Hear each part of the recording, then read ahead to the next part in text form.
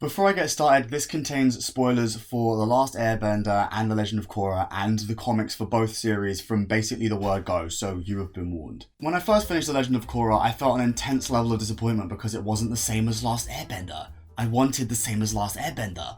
I want the same show again. But when I finished the rewatch I did for these videos, after Korra and Asami walked into the portal to go be gay in the spirit world, I felt a genuine sense of sadness that the series was over, one that reminded me of what I felt when I finished my first viewing of Last Airbender. But it wasn't always like that. My enjoyment of the show only really started at about book 3. Despite my newfound appreciation for the show, I still couldn't overlook the massive storytelling issues that plagued the first 2 seasons, although I didn't find them to be quite as egregious as I used to. So why is that? Why didn't I like The Legend of Korra the first time around? Is it good, or is it bad? It has to be one of these two things, right? It couldn't be somewhere in between. No, it doesn't make any sense. It was first important to note that The Legend of Korra's production was not smooth sailing. Nickelodeon originally commissioned a 12-episode mini-series, so Avatar co-creators Brian Konietzko and Michael Dante DiMartino wrote Book 1 of Korra and thought that would be the end of it. Then, halfway through Book 1 airing, Nickelodeon upped the commission from 12 episodes to 26, giving them a 14-episode Book 2.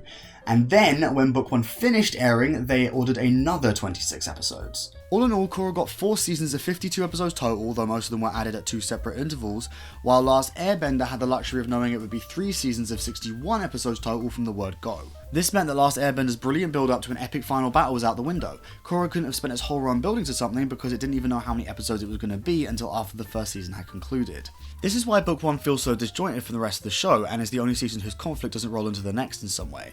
This is also why the consequences of Korra losing her bending couldn't have played a role in Book 2, even though it probably would have been better that way. People who are disappointed that we didn't get a long build-up to a final epic confrontation like we did in Last Airbender should blame whichever Nick exec decided to give them seasons in such a staggered way and not the production team. Although personally, I like the new villain every season format. It's different from Last Airbender and makes a through line of the show Korra's character development. The Legend of Korra is a very different show. That's an important detail. The creators did not want to make a show about the Avatar travelling around the world to master the 4 elements, which is why we skip Korra learning her first 3 elements and focus instead on air, an element that Aang had already mastered.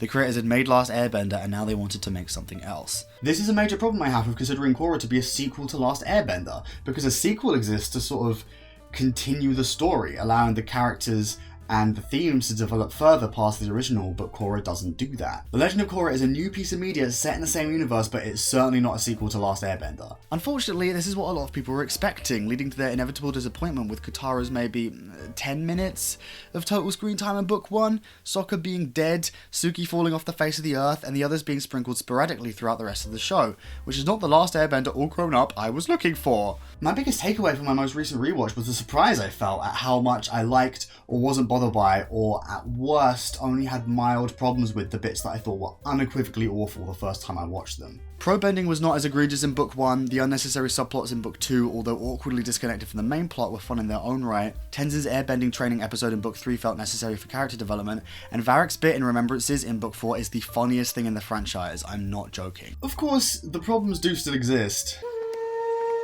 Kuvira tore down all the domes. Oh really? I suppose she must be building a giant robot! But none of these things affected me as much as they did the first time around, which you could probably tell by how long this video is and the fact that it's part 1 of 4. It could be because it's not new to me anymore, so it doesn't take me by surprise, and I'm sure that's part of it, but I think it's also because I set Korra up to fail in my own head.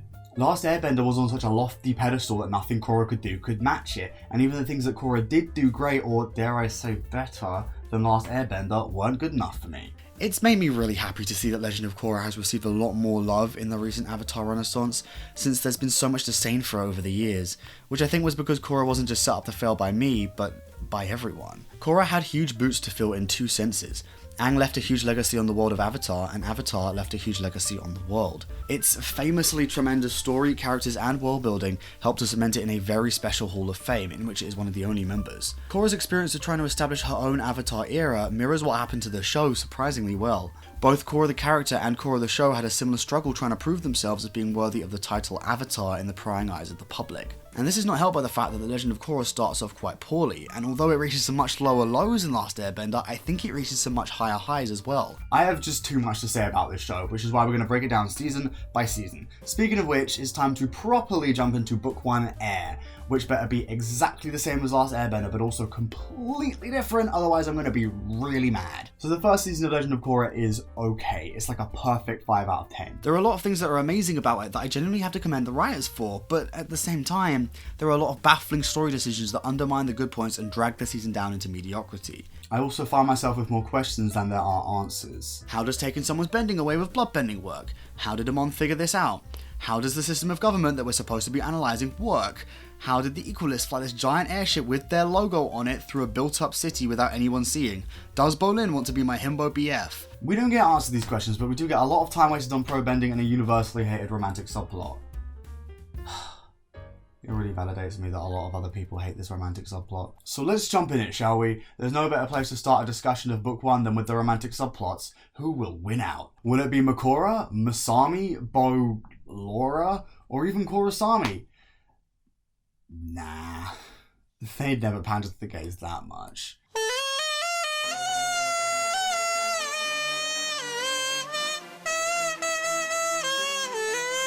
Book 1 has some structure problems. It's not the worst book in this regard, but we will get to that.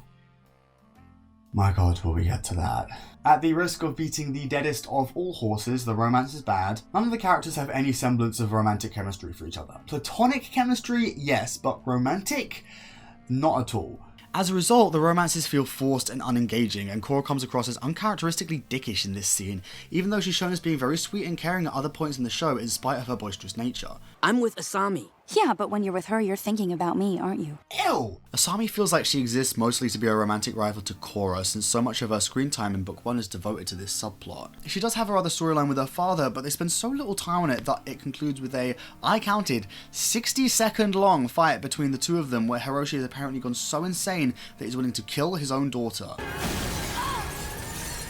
I now see there is no chance to save you. She's saved by Bolin anyway, so Asami doesn't even get to feel like she's triumphed over her father. Also, what kind of parent hides their bigotry from their child anyway? Usually, if there's one person that would know about their father's backwards beliefs, it's the child. On top of this, they contrive a reason to randomly inject Asami into the story in episode 4 by having her hit Mako with a moped. These things are probably a holdover from an earlier version of the story where Asami was a spy working for her father.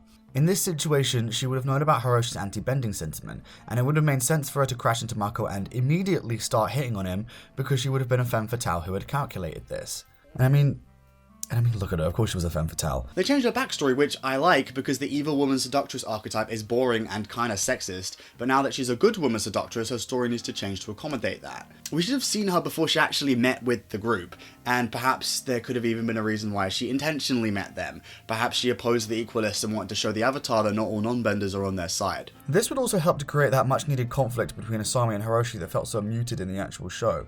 We know Asami was anti-equalist and we know Hiroshi was pro, but we don't really get to see many interactions between the two of them, and there isn't much build-up in their relationship before Hiroshi's big betrayal. We needed a scene of the two of them at home together talking or something, showing that they love each other. And maybe he could have been hiding his true feelings about the Equalists. Maybe every time he brought them up, Asami would go on a huge rant about how awful they were, and that would keep him quiet. He also needed a stronger motivation than, my loved one was murdered, so I blame the whole social group that the murderer happened to be a part of. It's a backstory as old as discrimination plotlines, and not a very good one, because it doesn't tend to include the systemic problems that are also a huge part of any one person's story of becoming a bigot. Hiroshi was an industrialist. Maybe it was way harder for him to get to where he was because there are stereotypes and non-benders are less capable. Maybe a lot of the motivation behind his inventions came from a desire to even out the playing field between benders and non-benders, and Amon's rhetoric was the last thing he needed to be radicalized. I'm not a massive fan of how Hiroshi is discovered either.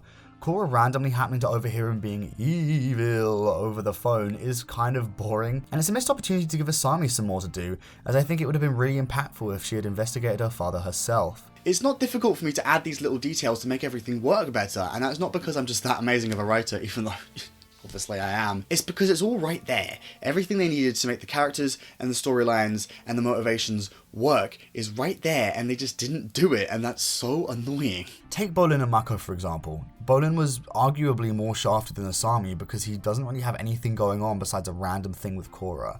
Because who doesn't want to bang Korra, right? He has this awkward jealousy thing when she mentions Tarlok. Who's this Tarlock guy? Is he bothering you? Huh? Because I could have a word with him. No, it's not like that. He's just some old guy who works with Tenzin on the council. Oh, good. Good, that sounds better. I like that better. This, by the way, is the first hint we get of anything actually happening between Bolin and Korra, besides the little moment where he hits on her when he first meets her, which is... ugh. They go on a date in the next episode because Korra's into Mako and he's dating Asami. We get this scene.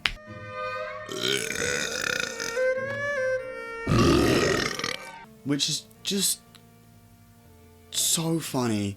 And then, about 3 minutes of episode time after the Bolin date, Mako cucks him. Well, Korra kind of cucks herself. It's a mutual cuckage. There isn't enough time in this season for Asami, Korra, Mako, and Bolin to all be intertwined in this complicated love square. You could have done Masami, Makora, or ideally Korrasami. We all know they're the best one because they have the best ship name, but you can't do them all. It's worth noting that Bolin is pretty much over Korra by the next episode and there's no more arcs to speak of. He's just kind of there. Then there's Asami and Mako. I want you to know how much I care about you. I care about you too. Wait, was that supposed to be you breaking up with her? Yes, that was a breakup. Didn't sound like a breakup. Couldn't have put it better myself. And then Mako and Korra get together, and I guess I'm supposed to be happy about that. This is annoying because, again, everything was there to make it work. In the short Republic City hustle, we get to see Mako and Bolin 3 years before the events of Legend of Korra when they're still living on the streets. This, for the record, is something that should have made it into the actual show. They're working for the Triple Threat Triad until Toza decides to let them live in the pro-bending arena and train them to be pro-benders. This is a 9-minute short, but it provides us with so much. For a start, we get to see why Mako's such a sourpuss. It's because he's had to be serious to take on the responsibility of looking after Bolin, since he's the older brother. We also get some more context for Bolin's silly childlike nature. It seems it might have been something of a defense mechanism against the horrible situation they found themselves in, and they do a great job of showing how he's more hopeful than Mako, having belief that things can change. Both of these ways of being have their strengths and weaknesses, and Mako and Bolin both have subtle arcs where they grow over the course of the series without changing much about who they are. That could have started here in book 1.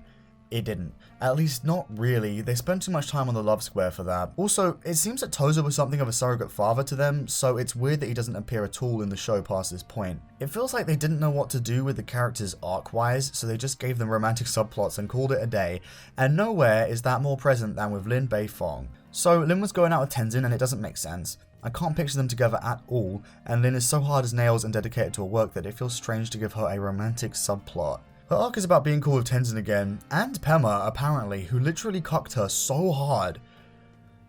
Why is there so much cuckage in this season? I don't really understand this climactic scene where Lin sacrifices herself after looking at Tenzin's family. Has she decided that Pema cucking her was right, and that she should die a lonely, non-bending spinster to protect them? I mean, protecting innocent children is one thing, but that's not what Lin's arc was about, so what is this climactic scene meant to tell me about how she's improved? Tenzin is along for the ride on this particular plotline. It's portrayed as more of Lin's hang-up than anything else. Tenzin actually has an arc that I like, yay! His is about improving as a mentor to Korra and being less of a stick in the mud.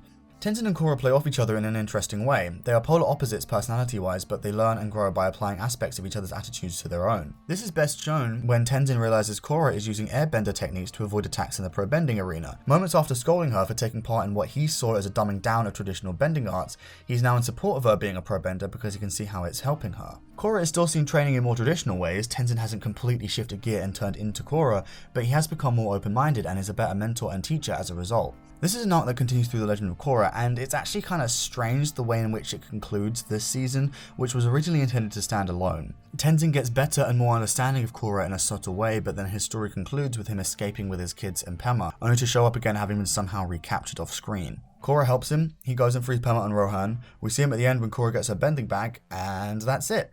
That's the end of Tenzin's story in book 1. It's kind of a strange anticlimactic conclusion that doesn't really have anything to do with the way he's grown. Also, why was Amon claiming he was going to remove airbending from the world? He knows they can still have airbending children in the future, right? Still, at least they got 3 more seasons to continue Tenzin's story. It's a better conclusion than the actual finale, trust me. There are a lot of nonsensical story choices in book 1, pro-bending being a prime example because it doesn't really add much.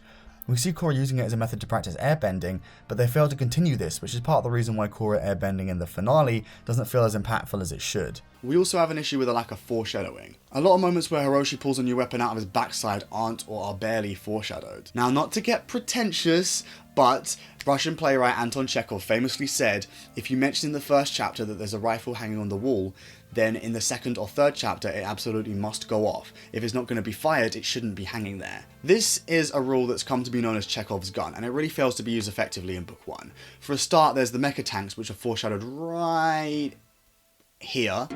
And there are rumors he's working on something even bigger. A full 3 minutes before we see them and 5 minutes before the gun is fired, so to speak. To paraphrase Chekhov, we're told there's a rifle hanging on the wall in the first chapter, but then it's fired only a couple of pages later. You know, I don't really consider foreshadowing to be successful if it happens nanoseconds beforehand. To me, it seems really lazy. Foreshadowing works best when it's interwoven into the story. Take Zahir's flight, for example. He finds the poem by Guru Lahima, a man he admires very much and whose beliefs link with his own, and with the theming of the season. The poem is just esoteric enough so as to not make sense when we first hear it, but to suddenly become clear once we see Zahir fly. Detaching yourself from the world links with Zahir's ideology and boom, flight. They keep it simple. They don't sprinkle tons of little clues throughout the season. They make it one little poem and that's all it needs to be. With the mecha suits, we just needed more time. Like maybe a blueprint could have been discovered for just the flamethrower component, or perhaps the source could have even told us about it at the start of the episode and we still fought them at the end, which would have created a better sense of setup and payoff. Then there are the biplanes, which aren't foreshadowed at all, and no real world history does not count as foreshadowing. We actually have no indication that this technology is even close to possible in the Avatar universe. Compare this with the Fire Nation airships. The first we see of them are the hot air balloons created by the mechanists. A very simple piece of flying technology, so it makes sense that an exceptionally smart person would be able to build them, and we know that the Fire Nation gets the technology at the end of the episode. We next see them just under a year later when the Fire Nation have developed them into full-on dirigibles. This is believable because the Fire Nation is the most technologically advanced country in the world. They are hugely powerful at this point, and technology always develops quickest during wars. In the real world, there were many failed or just slightly successful attempts at flight before the Wright brothers. They were by no means the first people to attempt to fly, or even the inventors of motorized flight. Their big innovation was a successful control system, so you could steer in mid-air, which seems kind of important, actually. Others had invented gliders and kites capable of carrying people long before we had motorized flight. What they didn't do was pull a full World War I style bomber plane out of their collective butts. It's not that it's impossible that the Equalists could have invented these things or that the technology already previously existed. It's just that from a storytelling standpoint, we don't know about any of this, so it makes it difficult for we, the audience, to buy that they could win this fight. This is a big problem with the ways in which the Equalists gain power in the story. It rarely feels like Hiroshi or Amon achieve these victories using their cunning or intelligence. It tends to just feel like the writers gave them the victories because it's later in the story and the conflict needs to increase. Why wouldn't the good guys call in the army to quell this terrorist insurgency? They would. So quick, we need to think of a way that Amon and his army of members of the public in boiler suits could defeat an entire formal navy. There are also things that are set up never to be paid off. Bolin and Mako's relationship to the Triple Threat Triad is relevant to their backstory, but not to the plot of the season, besides when Bolin gets kidnapped. The Triads are brought up as a big thing, but nothing ever comes of it, besides Amon using them to show how cool he is. Which does work, but I think they could have fit better into the story. Perhaps Amon could have leveraged the Triads in his efforts to gain power, a bit like Tokuga does in the Turf Wars comic. This would have done three things. It would have made Amon's gaining power feel less like it comes out of nowhere. It would have made the unused Triads feel more purposeful in the story, and it would have given Mako and Bolin a more interesting personal stake in the conflict. I think the Triads were meant to be world building, but to me they just feel like a gun hanging on a wall that never gets fired. It's also worth mentioning General Iroh Jr. Tell her we will be arriving in 3 days' time. Why is he voiced by Dante Bosco? Why is he introduced in the last 2 episodes of the season but is then super important to the final battle? Why couldn't Asami have fought Hiroshi in the plains? That would have been cool. Why didn't he feature more heavily in the rest of the show? His jarring prominence in this finale suggested he was going to be a bigger character. Why did they do my boy dirty? That's all I have to say about Iroh. He exists as this weird story problem, but he probably shouldn't have featured in this season at all. Or he should have shown up at the beginning. Instead, it's like if the actress that played Aang in the Ember Island Players had been hugely important in the final battle during Sozan's comet. I want to make one thing perfectly clear. Hindsight is 2020. It's much easier for me to sit here atop my high horse that is just out of frame and talk about what would have made this season better 9 years after its release. It is certainly much more difficult to see these problems when you're in the thick of it during the production process, but that doesn't mean I'm going to stop pointing it out. In the end, we're left with a lot of strange and unengaging character arcs and plot lines that don't really go anywhere. We spend way too long without seeing Amon, and even have a whole episode in the middle of the season all about pro-bending and the love square. They don't even say Amon's name during this episode, and it's things like that which is part of the reason why he doesn't feel like he has that much of a presence. Speaking of which... For centuries, benders have possessed an unnatural advantage over ordinary people. Systemic oppression is a complicated topic with no easy way to discuss or even define it, but put simply, it is the oppression of a people group that is baked into the system of a society. Actual laws that oppress people of a certain group are an obvious extreme form of systemic oppression, but it can also come about in less tangible ways. In the real world, there have been many studies to show that if you send out identical CVs that only differ in the names, CVs with more stereotypically white-sounding names get more positive responses than those with black-sounding names. There's no actual law in place enforcing this, but it's a trend that exists because of negative stereotypes associated with black people in our society. Systemic oppression. This is an interesting topic for the Avatar universe to tackle, especially considering how people born with magical powers would, have a slight natural advantage over those who weren't. Even in Last Airbender, there were examples of jobs that could only be done by benders, and Legend of Korra is no different. These things would undoubtedly create conflict between benders and non-benders, but they are not the focus of the season. Instead, it's what Hiroshi calls The tyrannical bending government! That is our main issue, but we don't really know what's so bendy about it. Electing a president between books 1 and 2 is framed as a solution to this issue, so what was the problem with the original government? The Legend of Korra archive Tumblr blog, which is something I discovered because I use my free time wisely, has saved an image from the original Legend of Korra site from the Nickelodeon website, which explains that the council was formed by representatives from each of the nations, chosen by those nations' respective leaders. This information does not appear in the show, but it is canon, which would surely make the United Republic more of a puppet state than an independent nation, a problem that would be resolved by electing a president, but I don't see how that would also remove systemic oppression. I suppose an elected leader would better represent the people because he was elected by the people, and Raiko is a non-bender, but we don't see any of the oppression that we're meant to be examining this season, so I don't really understand how rehashing the government will help. After Amon's movement is already well underway, we see Tarlok responding with an unfair curfew on non-benders, arresting and rounding up unarmed people who are resisting the new rules. But that is a single example and only happens as a result of what Amon has been doing. So what was there before to lead people to join his cause? We don't know. The system was never explained to us, so we can't understand its flaws. Are the seats in the council only for benders? Is this a law or some kind of prejudice preventing non-benders from getting into these positions? In the Yukon flashback, we see Sokka and an air acolyte both holding positions on the council. Sokka is definitely a non-bender, and I suppose the acolyte could have been a bender from a different nation, but he's certainly not an airbender, so does it not matter if the council members don't represent their nation's bending art? What changed between then and now to make this a bending government? We never actually see 3 of the 5 modern council people bending, and 2 of them don't even get any lines. I don't understand how this government is oppressing non-benders, and for a story about systemic oppression and the problems in society that lead to it, that's kind of important. The only main non-bending character of note is Asami, who is sort of the Carlton of the Avatar universe, in that being born rich has allowed her to dodge a lot of the oppression she would have otherwise experienced, meaning that she isn't useful as a way to examine the problems from someone's first-hand perspective. People may not think we're twins, but I'll bet they think we're brothers. You know, I don't think you have to worry about anybody mistaking you for a brother. The Last Airbender comic, In Balance, actually did a great job displaying this exact issue, showing how some jobs could only be performed by benders because of their, literal magic powers, but the advent of technology allowing non-benders to do some of the same things creates conflict. A privileged group loses some power as an oppressed group gains some power in the move towards equality, but the privileged group perceives this as them being oppressed themselves and gets mad. This comic is even set in the small town that eventually becomes Republic City. It was released about 8 years after the first season of Korra, so perhaps the writers learned from Book 1's mistakes, but it does stand as a sad example of what Book 1 of Korra could have been had they focused on the right things. This is not helped by the fact that we have a villain who is not part of the oppressed group and has a backstory that has nothing to do with the setting or the negative systems within that setting that are supposed to be being examined. So Amon believes bending is the root of all evil, but is a bender who uses bending to get rid of bending. We never get a confrontation between our pro and antagonists where they can air their conflicting ideologies and point out their respective flaws. Instead, Amon's beliefs are lies and rhetoric most of the time, and when we finally find out the truth, it's exposited to us by Tarlok. We never even get to hear Amon's take on his own tragic backstory. All we get is this one line from Tarlok. The revolution may be built on a lie, but I think Amon truly believes bending is the source of all evil in the world. Oh, do you, Tarlok? Well, that clears everything up, thank you. Why does Amon believe that? Why did he go from being child abused in a bending-related way to thinking that bending needs to be removed from the world? It's certainly a leap that someone could make, but I don't understand how Amon did it. There seems to be a decade plus between teenage Noatok running away and sexy adult Amon showing up in Republic City, and he has come to some conclusions in that time.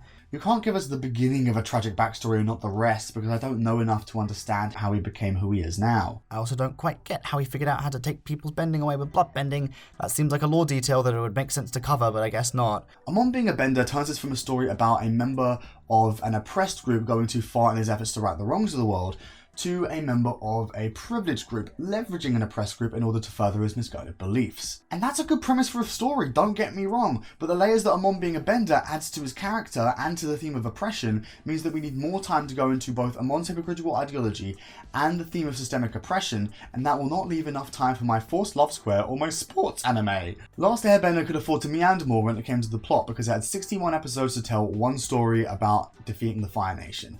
Legend of Korra Book 1 has 12 episodes to tell one story about systemic oppression, and if it wants to have personal stakes and individual character arcs on top of that, it couldn't afford to have Amon be as complex as he was. Simple does not always equal worse, and Book 1 of Korra bit off more than it could chew with its various plots and Amon's character, meaning everything kind of feels like it's missing elements as a result. Tarlok only serves to complicate matters. He kind of shows up randomly in episode 4 and then inserts himself quite jarringly into the story. I think Tenzin should have mentioned butting heads with Tarlok before we see him, and perhaps he could have even expressed concern about how he's going to respond to the increasing equalist threat.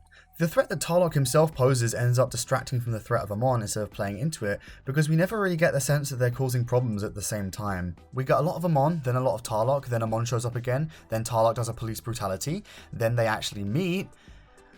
Oh, but now Tarlok's gone. Oh, Tarlok's back again. He exposits about Amon, then we go say hi to Amon. Then they're together again, and they're both gone. This is a really strange ending for these characters, by the by. If they wanted to have these two villainous entities in the same season, then they should have had them both do bad things and play into each other, which they kind of do, but having long swaths of time where one of them is being a problem and the other is barely mentioned makes them feel too disjointed from one another. Also, why does Tarlok have a metal box in the cellar of a shack in the mountains, which I can only assume he uses as a lovely winter getaway? Did he plan to have to bloodbend the Avatar? Tarlok's backstory only serves to clutter his motivation, because instead of just being someone who wanted to grab power, he was raised by his father specifically to grab power in Republic City as an act of revenge, and he hated that.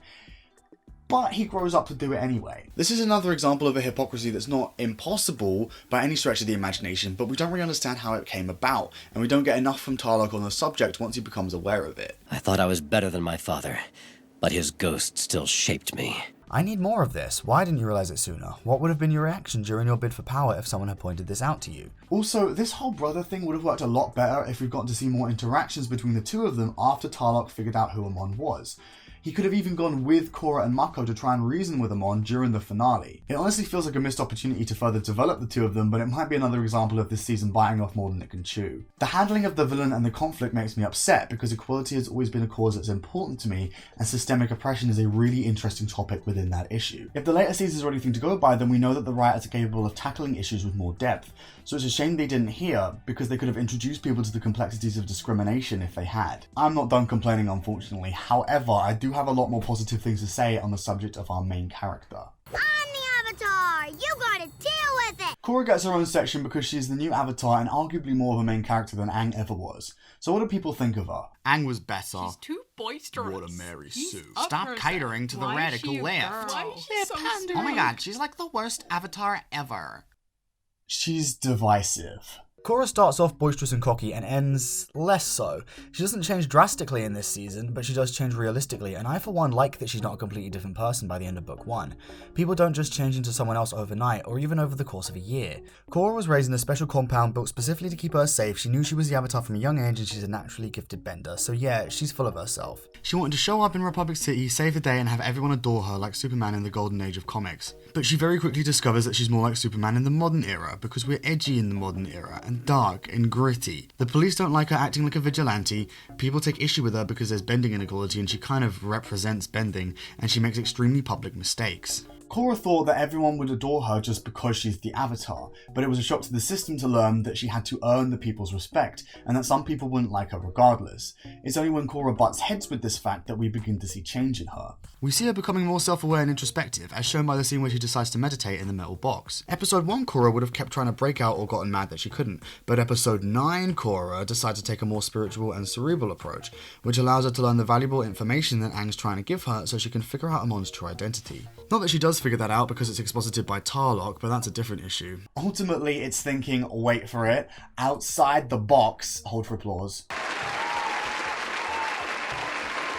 that allows her to escape from the metal box. She uses her smarts and not brute force. There's also an earlier scene where Korra is about to attack Tarlok, but Mako manages to convince her not to. She attempted to solve the problem with her hit first, ask questions later method, but it wasn't too difficult to convince her to think through her actions a bit more. Now, I don't know if you've ever been furious about something, but it takes a lot of strength to avoid taking your anger out in an unhelpful way. So this shows a lot of growth from Korra. There are some issues with her arc though. At the beginning of the season, we're introduced to Korra's struggle with airbending, and she spends the first 3 episodes trying to do it before this is completely dropped in favour of everything else. In the finale, she does airbend, and it feels like a big culminating moment. This ties Korra's character arc and airbending arc together, which is made stronger by the fact that it's Korra's physical and combative nature that makes it difficult for her to wrap her head around the spiritual and evasive airbending. Character development is what Korra requires in order to airbend, and so that's what we're meant to believe this moment represents. But it's a punch. Now, airbending can be done by punching. Aang even does it in Last Airbender, but as a way to represent Korra becoming more spiritual and less instantly aggressive, this falls short of the mark. That's not even taking into consideration the fact that she doesn't really show signs of introducing airbender tactics into her own fighting style during the season. There's the moment in the pro bending match where she uses dodge and evade tactics to survive the round, which is exactly what I'm talking about, but I expected to see more airbending tactics in her pro bending and regular bending fights after this, but that just doesn't happen. The only other time we're even reminded that Korra is trying to airbend is this scene. We see she's improved enough to be able to move through the gates, but that kind of comes out of nowhere because we haven't seen her building to this point, and then it immediately disappears right after. This is a big problem with Korra's arc in Book 1.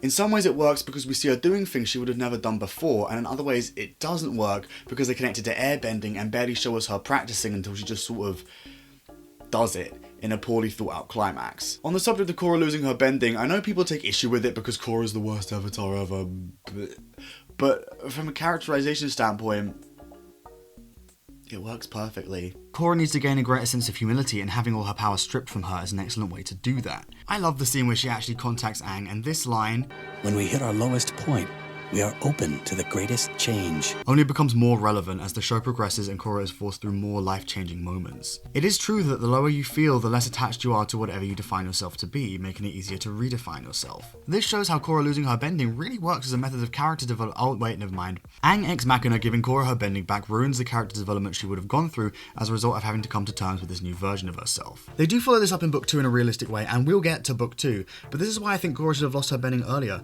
because it was her lowest point and opened her up to the greatest change, so we should have had at least an episode or 2 of her fighting Amon without any bending so we can see this elusive change.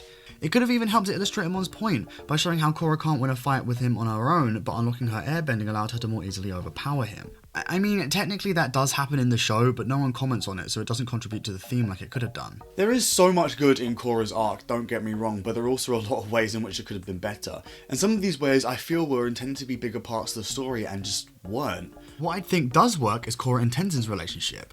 I already talked about this from Tenzin's side, but Korra also grows as a direct result of Tenzin's influence. She would never have thought to meditate in that box if he hadn't been trying to teach her about it. She improves as a result of Tenzin just as much as Tenzin improves as a result of her. I like that Korra is brash and impulsive and Tenzin is a stick in the mud, but their interactions with one another help them learn about the positive and negatives of both their personalities. When brute force can't save Korra, she resorts to Tenzin's teachings and learns important information about the conflict by focusing on the spiritual instead of the physical. This is upsettingly brought down by the fact that Korra's arc is so heavily linked to Tenzin and his teachings, and yet the arc itself is so flawed. However, one thing that is clear throughout Book 1 is that Tenzin and Korra argue less and care for each other more as the season progresses. Korra's reaction when she sees Tenzin and the kids have been captured is quite heartbreaking. There's a lot of emotion in her voice, and Jeanette Varney honestly gets full points for this performance right here. Oh, they got away. We saw them get away. The care and respect that has developed between Korra and Tenzin, and of course the kids, is heartwarming and a far cry from the frustration of the earlier episodes. This mentor-student relationship is so well written that at times it can be hard to tell who's the mentor and who's the student, not because the writers got confused or something, but because they both have something to gain from each other, and they both realise that. The most significant thing about Korra in this season, however, at least in my opinion, is the ways in which she begins to learn about the harsh realities of the world. When you're a child, you don't realise how complicated and boggy the ideas of right and wrong are, so when you grow up and are faced with having to figure that out,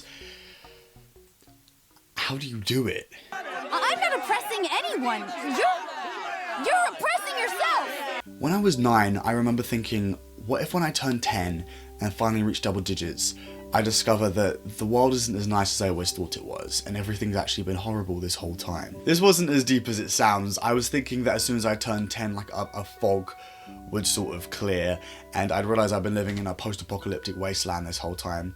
A bit like that Team Fortress 2 Pyro video, if you've ever seen that. Now, obviously that didn't happen, but I've recently realised that as I've gotten older, something similar has actually taken place. I've become more aware of the world and the ways in which it's messed up, and in reconciling with that, it becomes more and more difficult to maintain that childlike sense of optimism that I was so worried about losing way back on my 10th birthday. I'll elaborate on this further in subsequent videos, but to me Korra's arc represents a teenager becoming an adult. She enters the show with a simplistic view of the world, struggles as she rubs up against how complicated things can really be, and ends with a nuanced understanding that life is one big bumpy ride. Book 1 is the very beginning of this, and although I've been very critical of it over the course of this video, I have a much more positive opinion of it now than I did when I first watched it. This could be because I now know how much better the writing gets in its second half, or because I'm more aware of Last Airbender's flaws so the comparison isn't as harsh. But I think it's mostly because I've gotten older.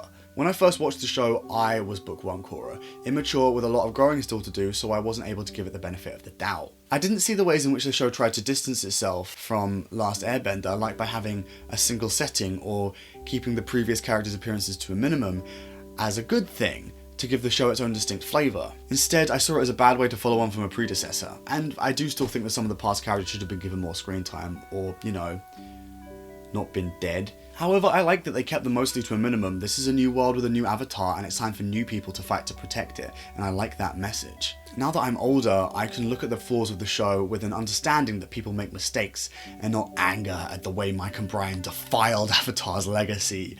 And I can look at Korra not as a cocky, big-headed, mean teenager, but as me around that age, underdeveloped and struggling to come to terms with the fact that not everyone agrees with me on the best way to solve the problems of the world. And she goes through an arc that has honestly helped me realise a lot of the same things that Korra does.